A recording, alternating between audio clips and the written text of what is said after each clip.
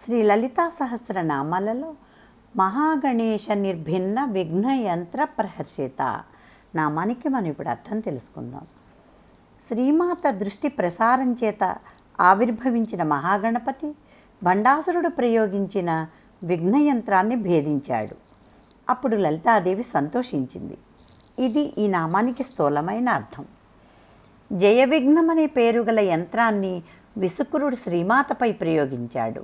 కామేశ్వర ముఖం నుంచి ఆవిర్భవించిన మహాగణేశుడు ఆ యంత్రాన్ని తునాతునకలు చేశాడని లలితోపాఖ్యానం వివరిస్తోంది. మానవులు ఒక ఉత్తమ గమ్యం వైపు సాగాలంటే మనసులో దాగిన అసుర సంపత్తి నుండి విఘ్నాలు వచ్చి అడ్డు నిలుస్తూ ఉంటాయి. పరాశక్తిని ఆరాధించే వారికి విఘ్నాల నుంచి నివారణ లభిస్తుంది.